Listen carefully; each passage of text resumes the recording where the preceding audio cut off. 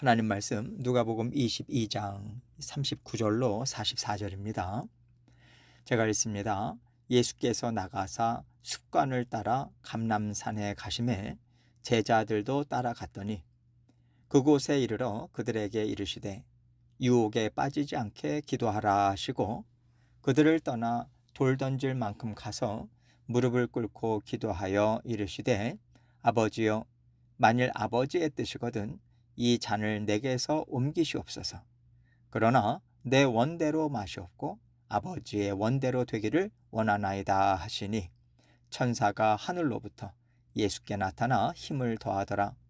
예수께서 힘쓰고 애써 더욱 간절히 기도하시니 땀이 땅에 떨어지는 핏방울 같이 되더라. 아멘.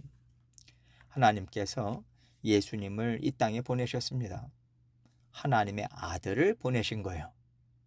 예수님은 하나님의 아들로서 완전하신 하나님으로 이 땅에 오신 것이고 또 하나님은 예수님을 육신을 입혀서 보내셨기 때문에 예수님께서는 육신의 연약함, 감정 이런 것들을 다 갖고 계셨어요.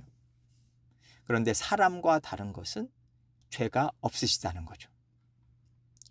그래서 예수님께서 온 인류의 죄값을 대신해서 치르시기에 합당하셨던 것입니다. 이 예수님께서 오늘 말씀을 보면 사람들에게 잡혀가시기 전에 하나님께 간절하게 기도를 올려드리는 모습이 나와요. 이것을 볼 때 우리가 좀 생각이 많아질 수 있습니다. 예수님을 생각할 때 하나님의 아들에 더 비중을 두었을 때와 사람이신 예수님에 더 비중을 두었을 때 이것을 해석하는 것이 좀 다를 수 있기 때문에 예수님의 이 기도를 우리가 어떻게 받아들여야 될까 이런 고민이 생기는데요. 저는요, 하나님께서 이 말씀을 주시는 이유는 이 땅에서 하나님의 자녀들이 어떤 모습으로 하나님과 뜻을 이루어가고 있는지를 예수님을 통해서 보여주길 원하셨기 때문이라고 생각합니다. 그래서 예수님의 이 모습을 통해서 우리도 힘과 지혜도 얻고요. 예수님처럼 하나님과 뜻이 하나 되고 마음이 하나 돼서 하나님의 뜻에 동참하는 하나님의 자녀들로 살아가면 좋겠습니다. 오늘 말씀을 보면 예수님께서는 평상시와 같이 하나님께 기도하러 가셨어요. 39절 말씀 봅니다. 예수께서 나가사 습관을 따라 감람산에 가시매 제자들도 따라갔더니 예수님께서 감람산에 가셨다는 것은 기도하러 가셨다라고 하는 건데 습관을 따라라고 말하고 있어요.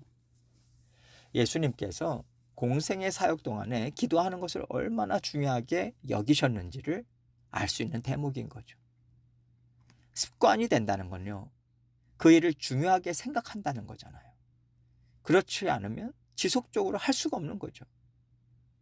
예수님에게는 기도가 몸에 밴 습관이라는 거고요.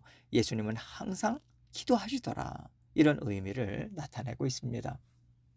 예수님께서는 큰 일이 있고 또 중요한 일이 있고 또 많은 사람들의 필요가 있을 때라도 항상 기도의 자리를 찾으셨다는 것을 알려주는 것이고요.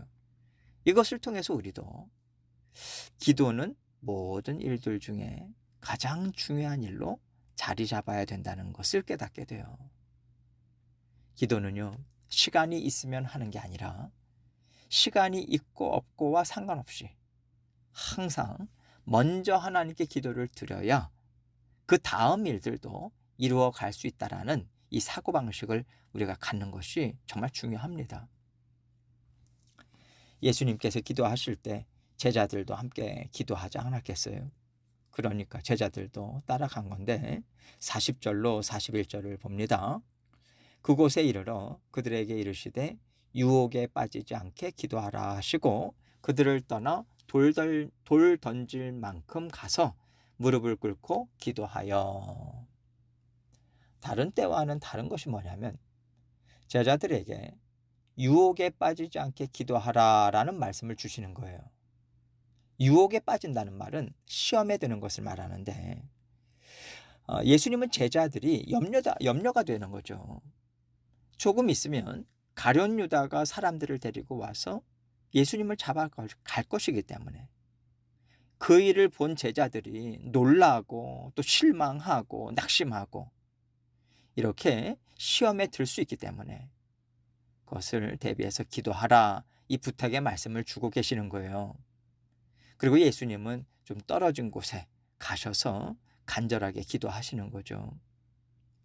예수님의 기도 내용을 보면 어떠한 내용을 하나님께 올려드리고 있는가? 42절 말씀 봅니다.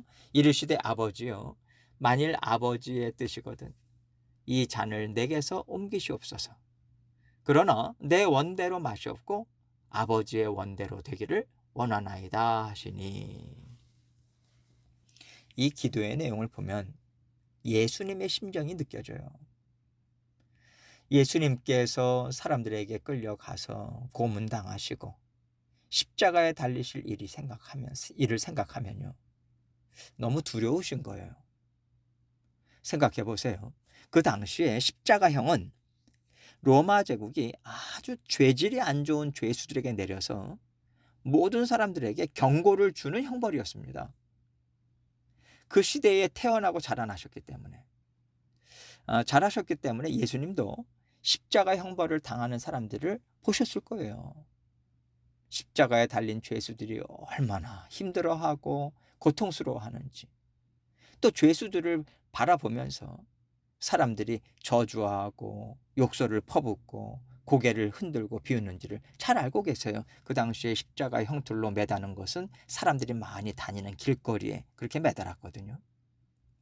다 아시는 예수님께서 본인이 그 자리에서 고초를 당한다라고 하는 것이 피부로 와닿는다는 것이고요.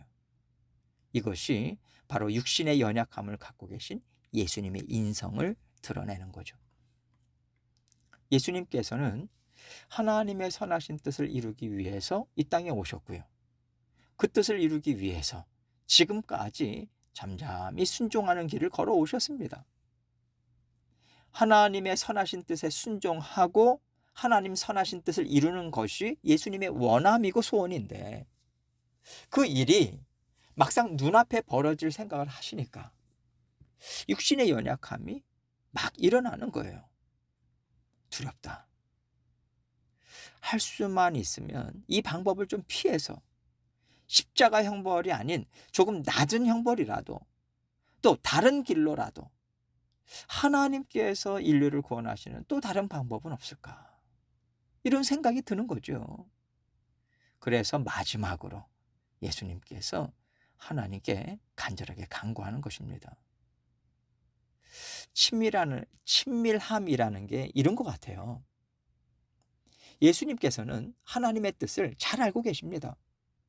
아심에도 불구하고 한 번 더 하나님께 자신의 속마음을 토로하고요, 한 번 더 말할 수 있다라고 하는 것이 친밀함 아니겠습니까? 아버지, 두렵습니다. 아버지, 저 무섭습니다. 제가 감당할 수 있을까요? 이런 두려움, 슬픔이 예수님에게는 있을 수밖에 없는 거죠. 이 마음 상태 그대로 올려드렸지만 예수님께서는요, 하나님의 뜻을 이루기를 원하시는 소망, 이것은 결코 놓친 적이 없으십니다. 하나님, 저는 지금 이렇지만, 이런 갈등이 일어나지만 하나님의 뜻을 이루고 싶습니다. 도와주십시오. 하나님께서 원하신다면 저를 도와주셔서 이 뜻을 힘있게 이루어갈 수 있도록 하나님 함께 해주십시오. 이런 뜻으로 기도를 올려드리신 거예요. 그럴 때 하나님께서, 그래, 너가 십자가에 달려 죽는 것이 내가 원하는 뜻이다. 너가 그 뜻을 잘 이룰 수 있도록 내가 도와주고 너와 함께 할 것이니 힘을 내라. 끝까지 감당해라. 이 응답을 주실 것 같아요. 이것이 43절 말씀에 나타나고 있습니다. 천사가 하늘로부터 예수께 나타나 힘을 더하시더라. 하나님께서 얼마나 예수님을 사랑하시는지, 예수님께서 그 사랑을 받아 누리실 수 있도록 천사들을 보내셔서 예수님을 수종들게 한다고 할까요? 하나님께서는 예수님의 마음에 평안과 담대함을 더 불러일으켜 주시는 것 같습니다. 그러면서 예수님께서는 하나님의 뜻을 깨닫고요, 하나님께서 주시는 은혜와 능력을 순종의 마음으로 하나하나 받아들이시는 거죠. 그렇지. 하나님께서 이 자녀들을 얼마나 사랑하시는데. 그러면서 예수님께서 그동안 공생의 사역을 통해서 만났던 자녀들을 기억하지 않겠습니까? 귀신 들려서 불 가운데, 물 가운데 던져지고 질병에 눌려서 고통받는 하나님의 자녀들을 떠올리셨을 거예요. 그럴 때 자녀들을 사랑하는, 죄의 고통 속에서 신음하는 하나님의 사람들을 사랑하는 마음이 예수님의 마음에 막 올라왔을 것입니다. 그러면서 예수님은 하나님의 사랑, 또 온 인류를 사랑하시는 그 사랑, 예수님의 마음에 계속해서 차오르는 시간을 가지셨을 거예요. 이 시간이 있었다라고 하는 것을 44절 말씀을 통해서 미루어 짐작해 볼 수 있습니다. 예수께서 힘쓰고 애써 더욱 간절히 기도하시니 땀이 땅에 떨어지는 핏방울 같이 되더라. 하나님께서요, 우리의 기도를 들으시고 응답하십니다. 말 그대로 응답은요, 하나님이 대답하시는 거예요. 그래서 아니라고 하실 때도, 기다려라 하실 때도 하나님의 응답이고요, 내가 들어주겠다 라는 것도 하나님의 응답입니다. 예수님은 하나님께서 응답하심을 깨닫고 그 응답에 순종하기 위해서 하나님이 베풀어 주시는 은혜와 능력을 계속해서 받아 누리시는 거예요. 지금 이 과정을, 받아 누리는 과정을 예수께서 힘쓰고 애써 또 간절히 기도하시니 땀이 땅에 떨어지는 핏방울같이 되었다, 이렇게 얘기하고 있는 것입니다. 기도하실 때 예수님의 땀이 뚝뚝 떨어졌다는 거죠. 여러분, 이렇게 예수님에게 십자가 대속의 고난은요, 자연스럽게 이루어졌던 것이 아닙니다. 수많은 두려움과 싸움의, 영적 싸움의 시간이 기도 시간에 있었다는 것인데, 그 두려움의 대상이 무엇이겠습니까? 육신의 연약함이에요. 죄가 없으신 예수님에게도 육신의 연약함에서 오는 두려움이 있었다면, 구원을 받았어도 죄성을 여전히 갖고 있는 우리가 하나님의 뜻을 이루기가 얼마나 어려운지 예수님은요, 이해하시죠. 그래서 우리의 중보자가 되어주실 수 있는 거 아니겠어요? 죄가 없으신 예수님도 육신의 연약함, 두려움과 싸우셨다면 죄성을 가진 우리에게는요, 이 싸움이 더 처절하지 않겠습니까? 그래서 예수님은 우리를 떠나실 수가 없으신 거예요. 우리가 기도할 때 우리를 도와주시고 위로해 주시고 힘 주시고 혼자 놔두지 않으시고, 내가 안다, 내가 너의 고통 안다, 너의 두려움 안다, 그러니 나를 의지하고 가라, 그리고 우리와 동행하고 계신 거예요. 처절한 기도의 시간, 육신의 연약함과의 사투를 벌이신 예수님만이 우리의 진정한 중보자가 되시고요, 진정 우리를 이해해 주시고 다 받아주실 수 있는 거 아니겠습니까? 이런 분이 세상에 없어요. 예수님 한 분이십니다. 이 예수님과 함께 우리가 하나님의 뜻을 이루고 있다라는 것이 얼마나 큰 힘이 되는지 우리가 생각해야 돼요. 우리가 힘들고 어렵고 피해가고 싶은 일이 있을 때 이걸 내가 어떻게 감당해, 이게 아니라 하나님께서 원하신다면 하나님께서 나를 붙드시고 직접 이루어 가실 거야. 예수님이 나와 함께 하셔. 이 사실을 붙잡고 하나님께 부르짖고 기도하고 순종의 자리로 나아가고자 애를 써야 하겠습니다. 그래서 하나님께서 우리의 작은 순종일지라도 기쁘게 받으시는 거 아니겠습니까? 연약함을 다 아시니까요. 이 믿음 가지시고 한 주간도 예수 그리스도의 고난에 동참하셔서 날마다 순종하시는 삶을 살아가시는 저와 여러분이 되시기를 주님의 이름으로 축원합니다.